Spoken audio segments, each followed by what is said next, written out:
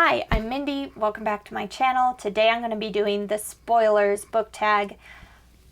I was tagged by John from Books of Blood, and this book tag was originally created by Gunpowder Fiction and Plot.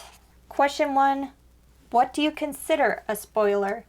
I don't get spoiled easily. I don't mind hearing about a book, and even little details of the plot will not bother me, but I would consider a spoiler as something that happens at the end of a story, especially a climax or the ending, a plot twist, a whodunit, or there could be spoilers from the middle of a book too if they are very important or surprising plot points. Ones that are supposed to catch you off guard and make you really think. Like, I can think of many within the Song of Ice and Fire series, Game of Thrones. If someone told you some of the things that went on before you read the book, those would be spoilers, and I'm not going to mention them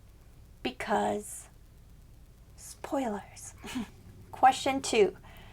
Does the genre you're reading impact what you consider a spoiler? It does, kind of.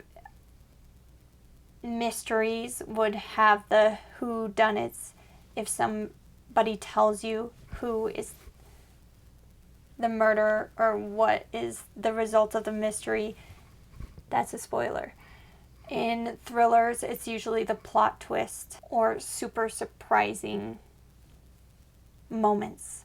In fantasy, it's usually the climax, the ending, or super surprising elements, like who betrays who or who dies and that kind of thing. Question 3. All the best bits are in the trailer. Sometimes the synopsis can be too detailed. Do you research a book before reading them, or do you go in blind? I am a researcher.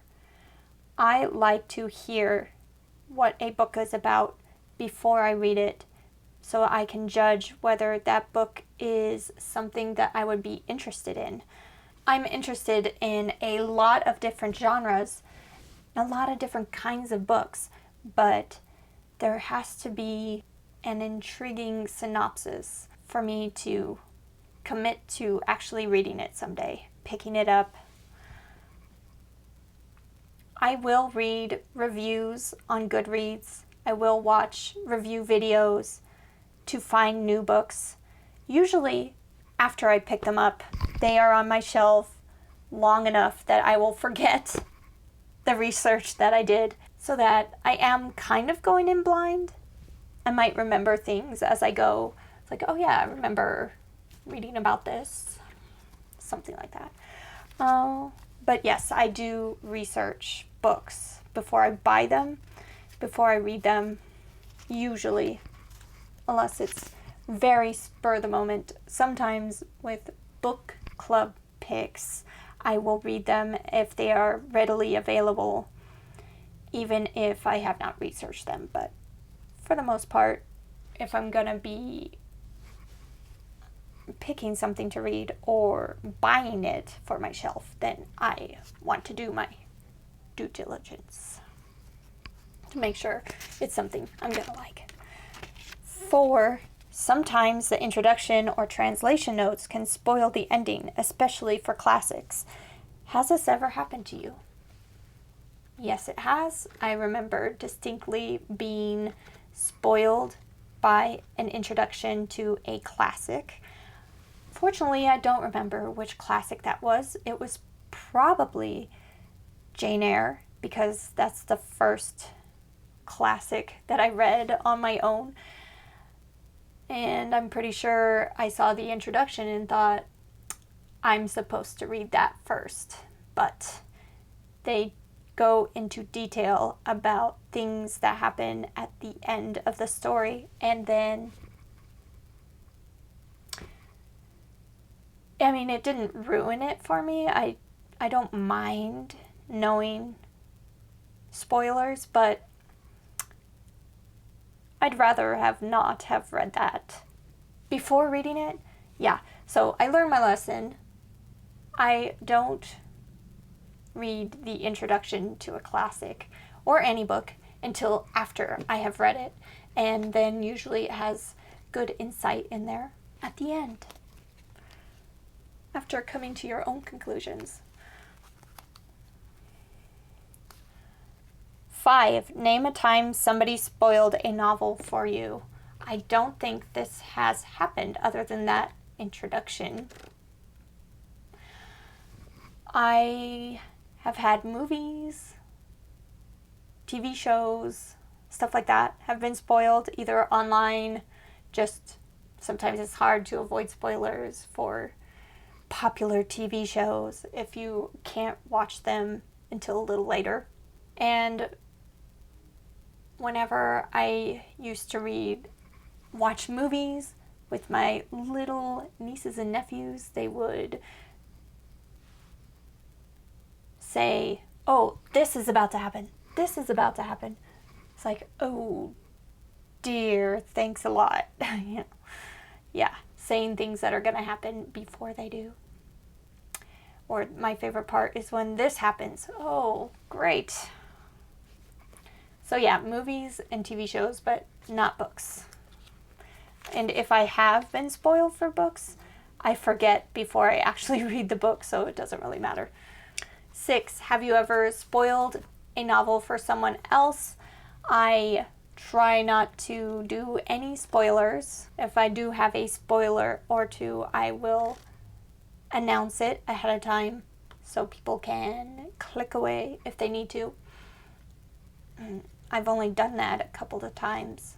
I used to have more detailed reviews, I think, and a couple of times I might have towed the line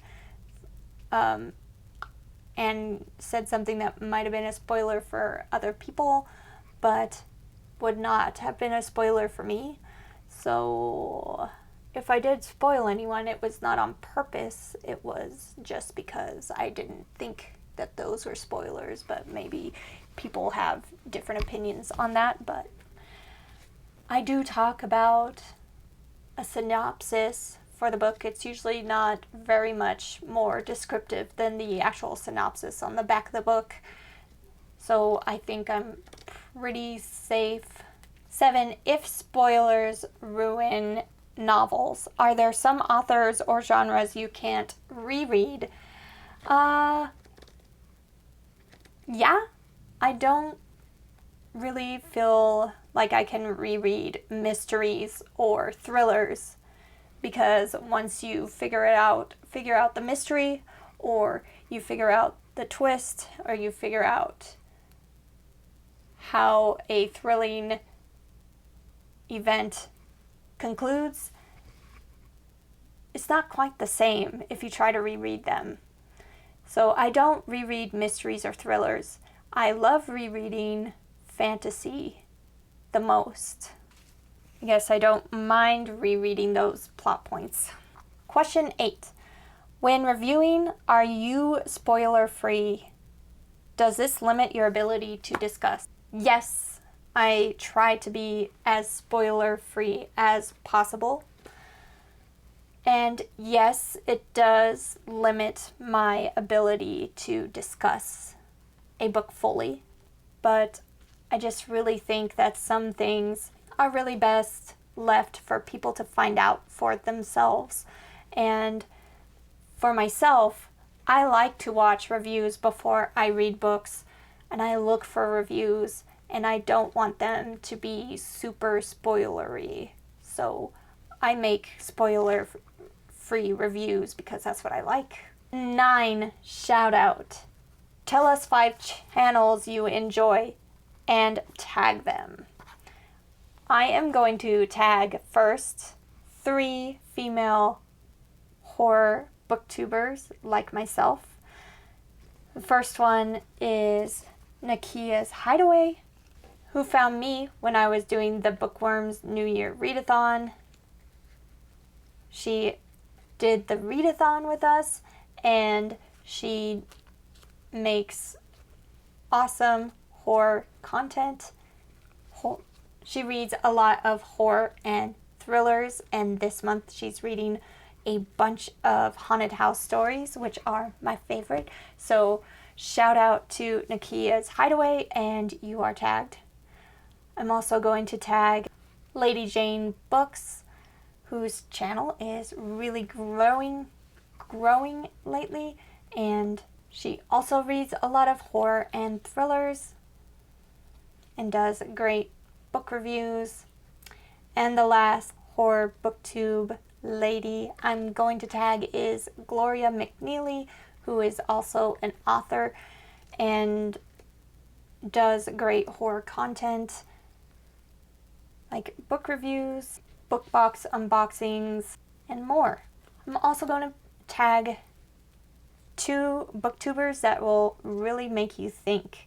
They read the books that really make you think. And my go-to channels for those kinds of books are Noah from Everyone Who Reads It Must Converse and PG I Ain't Finna Read That. Those are the 5 channels that I'm going to tag to do the spoilers book tag. I would really like to see what you guys think about spoilers. If you like this video, you can hit like and subscribe, and I will be back every Tuesday, Thursday, sometimes Sunday with another book related video. Thanks. Bye.